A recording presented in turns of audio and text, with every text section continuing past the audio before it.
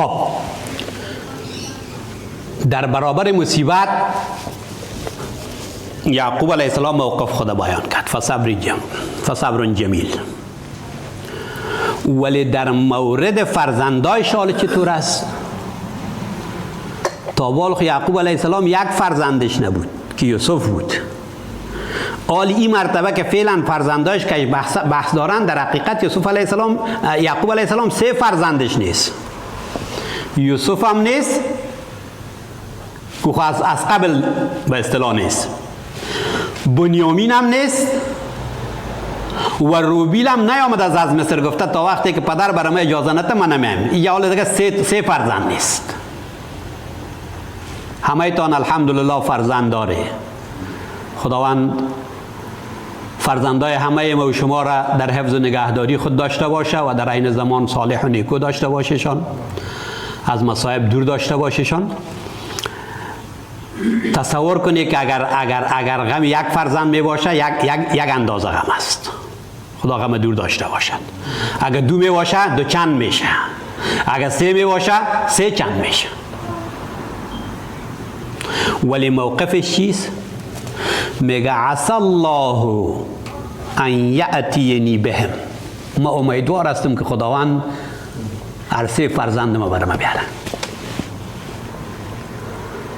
عسى الله ترجمه تحت لفظی که کنیم میگیم که شاید که الله جل عظمته ان یأتینی بهم، که بیارد بر ما هر 3 فرزندانم. هر 3 را به خاطر میگیم که ضمیر هم جمع است، ضمیر جمع است. حداقل جمع چند تاست؟ 3 تاست. جمیعا با تاکید هم میکنه، جمیعا همه ایشانه. مفسرین کرام میگه یعقوب علیه السلام این گپا یا با واسطه وحی میفهمید، وحی الهی برش شده بود، یا با واسطه الهام میفهمید، یا از مفهوم و مقتضای خواب یوسف علیه السلام میفهمید. چون در آغاز سوره ما خواندیم که یوسف علیه السلام برش گفته بود انی رأیت 11 کوکبا و الشمس و القمر رأیتهم لی ساجدین. از این 3 مرجع اگر نه یعقوب علیه السلام غیب خو نمیفهمید. یا وحی الهی، یا الهام الهی، یا محتوا و مفهوم داستانی که خواب، تعبیر خواب یوسف علیه السلام. انه هو العلیم الحکیم. خدایی که من سرش باور دارم که فرزندای ما همهش بر من میاره، یعقوب علیه السلام میگه او خدا دانام است، با حکمت هم است.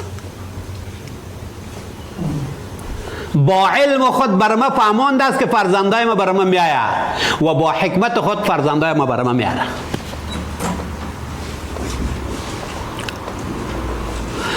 و تولا عنهم، رو گردانید یعقوب علیه السلام از مجلس فرزندای خود. برآمد.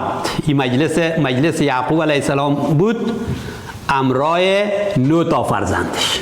در این مجلس 9 تا فرزندش است. مجلس قبلیه که بنیامین از پیشش بردن، در اون مجلس 11 تا فرزندش بود. حالی چی میگه؟ و تولا عنهم. خب از مجلس از یا برآمد، رو گشتان کناره شد و قال، گفت یا اسفا علی یوسف، ای افسوس به حال یوسف. ما شما امروز هم در جامعه ما تجربه میست که غم تازه غم کونه را تازه میسازه. اصلا باید بنیامین یاد کنه، چون حال خب بنیامین نیست، چون داستان از اوجه شروع شده است. اگر بنیامین امروز از پیش یعقوب رفته است، در حقیقت سببش آغازش رفتن یوسف علیه السلام است. غم اول که یاد کردی، در حقیقت غم دوم خود به خود که یاد شده است. چی میگن؟ یا اسفا علی یوسف، های افسوس به یوسف علیه السلام. و بیدت عیناه من الحزن. ترجمه تحت لفظی که کنیم تو میشه که سفید گشت چشمای یعقوب علیه السلام از غمگینی. ولی ترجمه علمی است که پرده سفید پایین کرد چشمای یعقوب علیه السلام از غمگینی. در نتیجه غم و اندوه و اشک ریزی به یاد فرزندانش یعقوب علیه السلام چشمش پرده سفید پایین کرد که بیناییش خود از دست بداد. علامه زحیلی رحمت الله علیه در تفسیر المنیر نوشته کرده که از روز جدا شدن یوسف علیه السلام تا به روزی که بعداً یعقوب علیه السلام پیش یوسف علیه السلام رسید 80 سال سپری شده است و در 80 سال چشم یعقوب علیه السلام یک لحظه هم خشک نبوده است. به یاد فرزندش، از غم فرزندش اشک میریخته است. و بیدت عینا من الحزن، چشمایش از غمگینی پرده سفید پایین کرد. فهو کظیم، یعقوب علیه السلام غمگین بود. یک، فهو کظیم، یعقوب علیه السلام خشم و قهر خود فرو می برد، هیچ با فرزندان خود چیزی نمی گفت. در حالی که کسایی که یوسف از پیشش گم کرده بودن همی دو تا فرزندش بود یا که امرایش هستند، پیششان است. صبر جمیل امیرم میگه که غمت خودت بنالی، هیچ کسی را ملامت نکنی.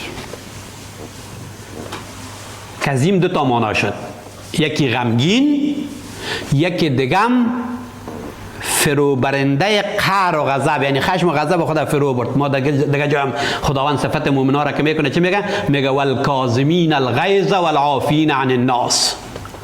مومن کامل کسی که سر کسی قار نکند. اگر کدام جای قار شدن اومد زود که قار خدا از بین ببره، زیاد پشت و گپ نگره که والا چطور میشه. صفت مومن همیز والکاظمین الغیظ والعافین عن الناس. حضرت عمر رضی الله تعالی عنه بسیار تند بود، شدید بود. در یک قضیه که قار میشد باز امرایش آیت تلاوت میکردن والکاظمین الغیظ والعافین عن الناس. دوباره روحی حضرت عمر سر تازه میشد، خشم و غضبش دیگه فرو میشد. اینجا هم کظم امی چیزه میگن. قالو، وقتی که این فرزندای یعقوب علیه السلام دیدن که یعقوب علیه السلام آل ما قضیه بنیامین برش میگیم، قضیه بنیامین ماند است که یا اسفا علی یوسف میگه، یوسف یاد میکنه، چشمایش داره روز به روز ضعیف شده میره. قالو، گفتن فرزندان یعقوب علیه السلام بر یعقوب علیه السلام تالله، قسم به خداست، تفتع همیشه هستی، تذکر و یاد میکنی یوسف علیه السلام را، حتی تکون حردن،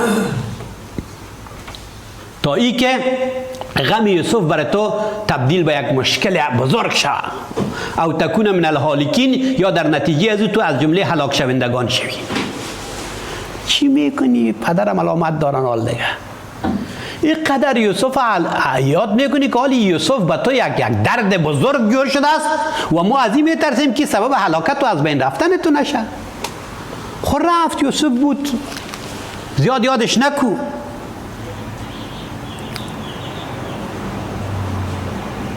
یعقوب علیه السلام به طرف فرزندای خود دید. قال گفت هیچ چیز شما را نمیگه، انما اشکو بسی و حزنی الله، غم و اندوی خدا با خدا شکایت میکنم. انما اشکو میرسانم، شکایت میکنم، بسی پریشانی خود را و حزنی غمگینی خود را الله، به الله جل عظمته. و اعلم، من میدانم من الله، از جانب الله جل عظمته، ما لا تعلمون، چیزی را که شما نمیدانید. شما در دیگه دنیا روان هستی. شما فکر میکنه که کل گپ اینمی زندگی ظاهر دنیا است، اگر چیزی همیشه به چشم سر مشاهده میشه تو نمو هست، اگر نمیشد دیگه چیزی گپی نیست. ولی ما به دیگه دنیا روان هستم، به دیگه عالم ارتباط دارم. ما هنوز امیدوار هستم که یوسف ما میایه، هنوز امیدوار هستم که بنیامین ما میایه، هنوز امیدوار هستم که روبیل ما میایه. و اعلم من الله ما لا تعلمون. یا بنیه، ای بچه کایما، اینی رو میگن جایگاه شفقت پدری، که پسر در حق پدر چی میکنه ولی پدر هنوز هم پرشی میگه ای بچه کایما. این کلمه شفقت است. اذهبو، بره بازگشت کنه، بره به مصر بره. شما خال آمده موضوع بنیامینه که ما بحث داره، بره پس مصر بره. فتحسسو، جستجو بکنید من یوسف را و اخیه برادرش. روبیل خبرتون معلوم است در مصر است. بره شما بپاله که یوسف و بنیامین هم پیدا کنه. یکی ما شما فکرتان باشه، یکی تحسس داریم، یکی تجسس. در تجسس قرآن عظیم شان میگه ولا تجسسو، جاسوسی نکنید. در تحسس اینجا میگه فتحسسو. ولی یک نقطه را متوجه باشه که یک جای در حدیث شریف هم میگه ولا تحسسو، در حدیث رسول الله صلی الله علیه و ولا تحسسو. اونو ولا تحسسو هم به معنای ولا تجسسو. تحسس خوبی جویی را میگه، تجسس عیب جویی را میگه. تحسس جستجو کردن خوبی ها، تجسس جستجو کردن بدی ها، عیب جویی. تحسس جستجو کردن به خاطر نجات و فراهم کردن سهولت. تحسس. تجسس جستجو کردن به خاطر واقع کردن در مشکلات و در چی؟ در تکلیف. یکش روا، نه تنها روا بلکه حکم خدا، و دیگهش هم ناروا، نه تنها ناروا بلکه الله جل عظمته از او چی کرده است؟ منع کرده است. این دو چیز است. اذهبوا، بره ای بچه های من، فتحسسوا، جستجو بکنید من یوسف و اخیه، یوسف و برادرش را. اگه میگی خو یوسف چه وقت رفت، برادرش هم دهید تو یک مشکل گرفت، ولا تیأسوا من روح الله، از رحمت الله جل عظمته ناامید نشوید. ولا تیأسوا من روح الله، از رحمت الله جل عظمته ناامید نشید. چرا از رحمت خدا ناامید نشیم؟ انه لا ییأس من روح الله الا القوم الکافرون. ناامید نمی شود از رحمت الله جل عظمته مگر قومی که کافر بوده باشد. دیگه جای هم قرآن چی میگه؟ ولا تقنطوا من رحمت الله. دیگه جای قرآن چی میگه؟ ولا تأمنوا من مکر الله. از رحمت خدا ناامید نشه، در مقابل عذاب خدا بے پروا نبوده باشید، بلکه در کمال امیدواری هم بوده باشه و در کمال ترس هم بوده باشید. بازم حضرت عمر رضی الله تعالی عنه، امروز حضرت عمر رضی الله تعالی عنه زیادتر جمله صحابه در زبان ما میه. حضرت عمر رضی الله تعالی عنه میگه که ما به خدا به حد امیدوار هستم که اگر بگوین یک نفر جنت میره، من فکر میکنم اون هستم. و از عذاب خدا به حد میترسم که اگر بگوین که یک نفر در دوزخ میره، من فکر میکنم که اون هستم.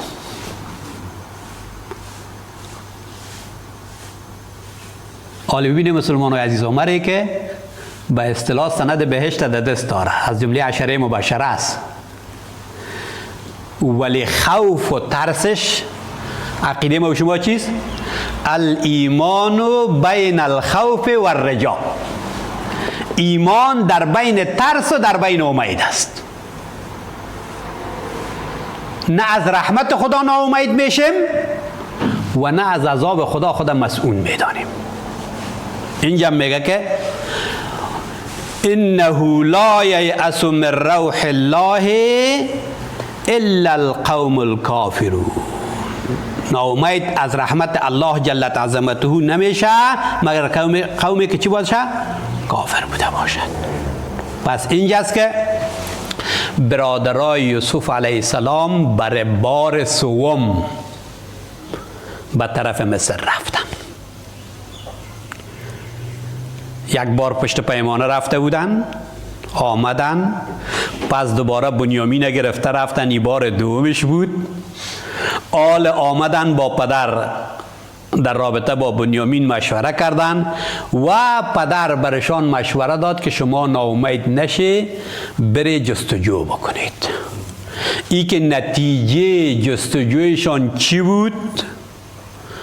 باز در ادامه چی صورت گرفت؟ او چیزی هست که در آیات بعدی انشاء الله پیرامونش بحث میکنیم. اگر جمع‌بندی بکنیم این آیات را، از این آیات متبرکه چند چیز برای ما ثابت شد. یک، قضا و قدر الهی را هیچ کسی و هیچ چیزی تغییر داده نمیتواند.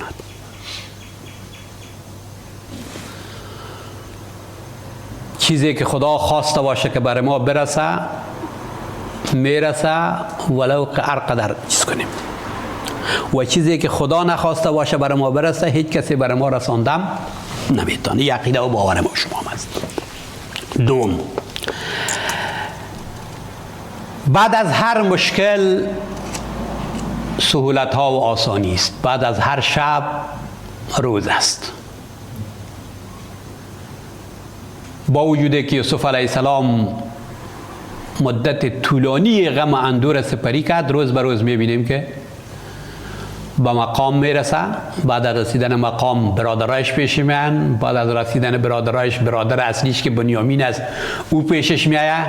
آهسته آهسته مقدمه از این آماده شده رایی است که پدرش که یعقوب علیه السلام است او هم پیشش بیایه و بالاخره رؤیا و خوابی که یوسف علیه السلام دیده بود، او رؤیا و خوابم مصداق عملیش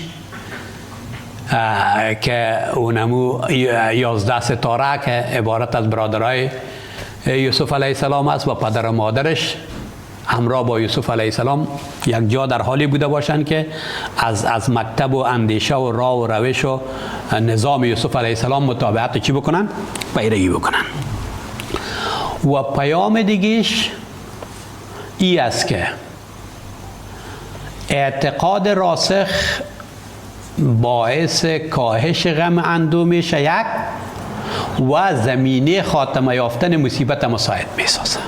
مثل که اعتقاد راسخ یعقوب علیه السلام، همون قسمی که پیشتر هم اشاره داشتم که شعار فصبر جمیل، انما اشکو بسی و حزنی الی الله، آهسته آهسته داره که نتیجه میده که تا فراق جدایی که بین خودش و بین فرزندایش ایجاد شده، او فراق جدایی از بین بره و با هم یک جا شوند.